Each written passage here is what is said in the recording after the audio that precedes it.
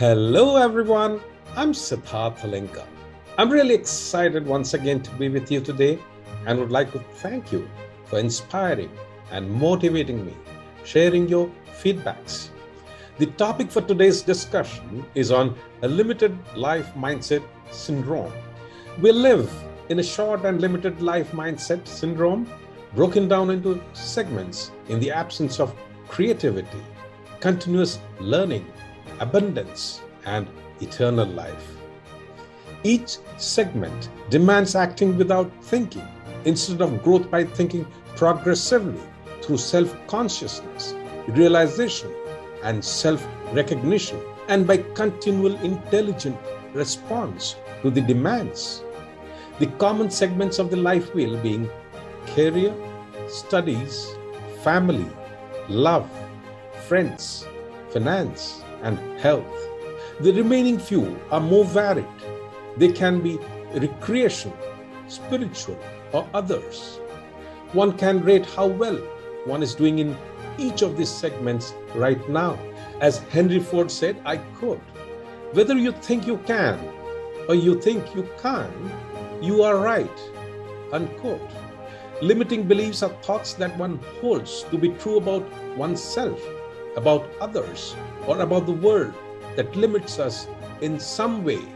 Limiting beliefs are the enemy of a healthy mind and often rear their ugly heads when you are trying to make positive changes in your life. One of the most famous quotes by Dale Carnegie, who said, I quote, "Most of the important things in the world have been accomplished by people who have kept on trying when there seemed no hope at all," unquote. A fixed mindset sees the world in an either-or perspective, while a growth mindset sees both and. A fixed mindset sees mistakes as failures, while a growth mindset sees them as opportunities for learning. As Michelangelo says, I quote, "The problem human beings face is not that we aim too high and fail, but that we aim too low and succeed," unquote. Our conditioning of short life mindset syndrome leads to self-preservation and self-gratification, lack of emotional competence and moral character percolates and gets rubbed into other activities of life, be it professional, businesses, or otherwise, inherited through generations. Conditioning in physiology, a behavioral process whereby a response becomes more frequent or more predictable in a given environment as a result of reinforcement, with reinforcement typically being a stimulus or reward for a desired response. Early in the 20th century, through the study of reflexes, physiologists in Russia, England, and the United States developed the procedures, observations, and definitions of conditioning.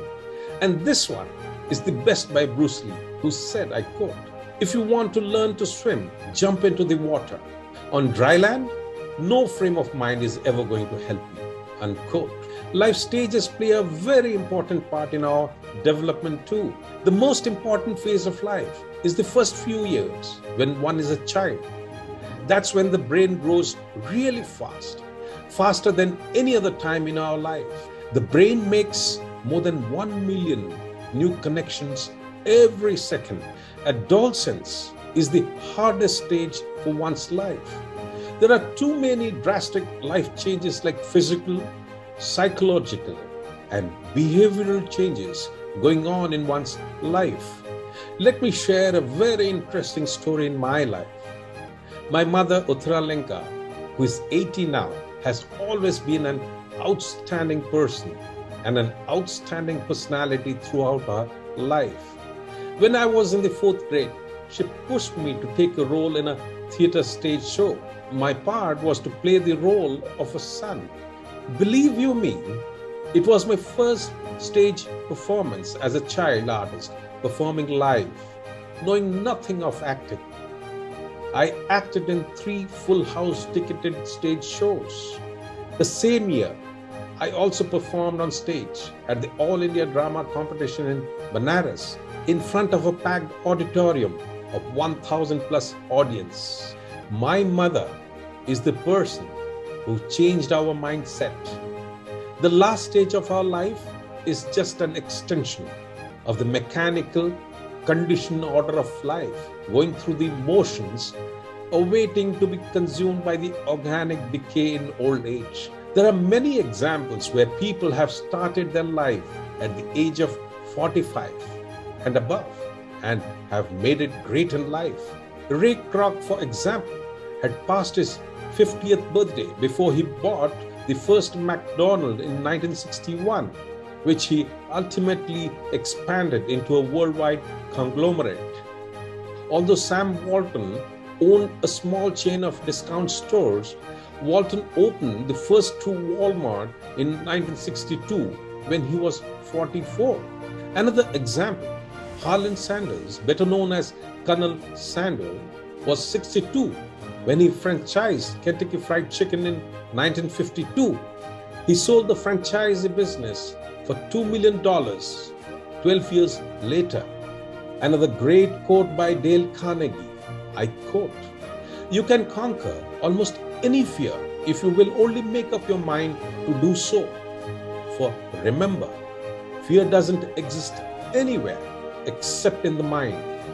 Unquote. Identify our limiting beliefs is the first step in overcoming our limited beliefs. It is important to say that they're just a belief and challenge our own beliefs and recognize the potential damaging consequences. We must replace with a new belief and put them into practice. Overcoming the limited mindset syndrome is a state of mind and is in our control. Thank you.